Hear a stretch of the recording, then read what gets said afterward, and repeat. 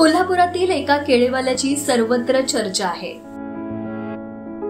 चंद्रकांत आवटे यांनी केळी विकण्याचा व्यवसाय करीत आपल्या दोन्ही मुलांना सीए केला आहे। त्या मुला शिक्षण मी आपल्या याच्या कष्टावर शिकवलेला आहे।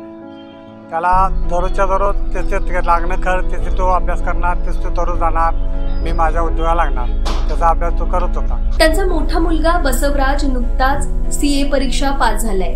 बसवराज आमचा सीए आता पास झाला। तो त्याला काही तेवढं जरा अडचण आली नाही। खरं मागच्या वर्षी धाकट्या मुलग्याचं का नाही त्याला डेंग्यू आणि टायफॉइड होऊन सुद्धा त्याच्यातनं त्यानं जिद्दीनं पार पाडला, परीक्षा दिला, त्याच्यातनं यशस्वी झाला।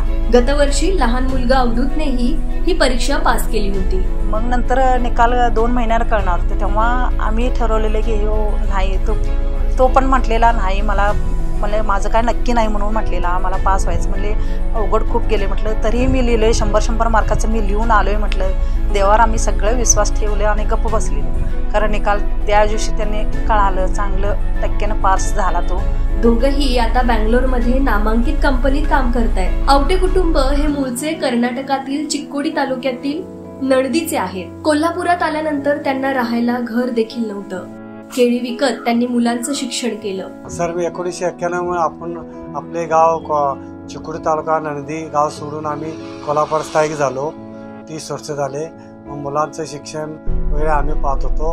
परत सकाळी लवकर उठायचे 5 वाजता, सगळं आवरून करून 6 वाजता दररोज गाडी लावायचे, केळी विक्री करून दोन्ही मुलांचं शिक्षणासाठी मदत करायचे। मदत केल्यावर त्यांचं पण सहाय्य झाले। त्यांनी बी कष्टाने अभ्यास करून मनपूर्वक अभ्यास करायचे आणि व्यवस्थित टाईम टू टाईम अभ्यास करायचे त्यांनी पण, आणि मी पण त्यांना मदत करायचे। असं माझे 30 वर्षाचा कार्यक्रम व्यवस्थित पार पडून मी बी मदत केलो। कष्टाची चीज झाली।